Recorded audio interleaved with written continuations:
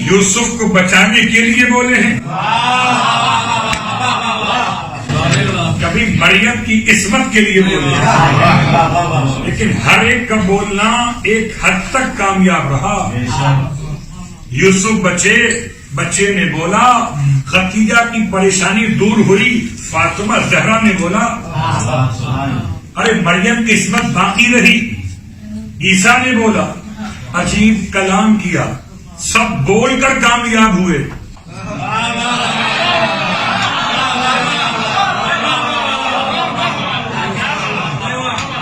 دو جملے آپ کی خدمت میں کہ بہرحال اس میں کوئی شک نہیں ہے کہ میلاد مناتے ہوئے ہمیں یاد کرنا چاہیے اس شہزادی کی مادر گرامی کو۔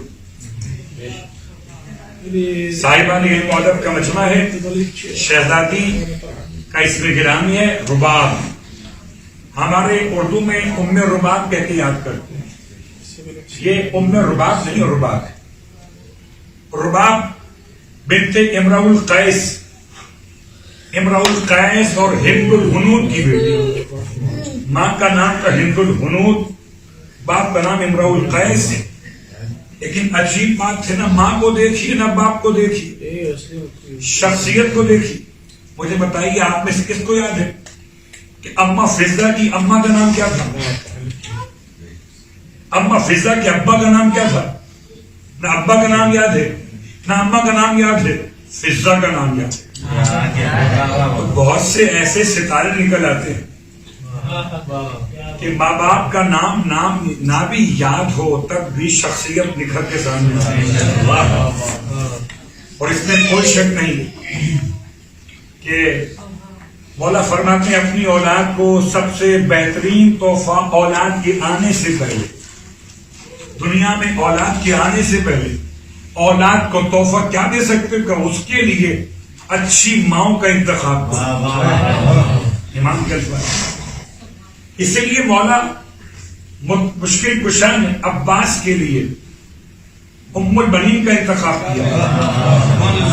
سوچتا ہوں مولا آپ بہادر تھے، بس کافی تھا، اب ماں کوئی بھی ہو، یعنی بہادر خاندان کی عورت ہو۔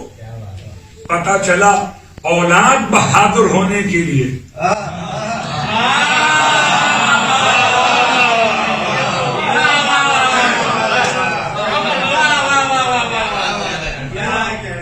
ماں ڈرپوک ہو تو بچے بہادر کیسے ہوں گے؟ ہمیں تو ایسی مائیں تاریخ میں بتائی ہیں کہ کچھ تو ڈر جاتی ہوں، ایک ماں ایسی دیوار گری وہ نہ ہلی، بلکہ ایسے آگے بڑھی جیسے کہ اس کو ہی بلایا گیا تھا۔ اللہ اکبر۔ اور غور کیجیے گا، ماں کا بڑا مسئلہ ہے، شجاعت سے باپ کے نسب سے نہیں آتی، شجاعت شیر مادر سے آتی۔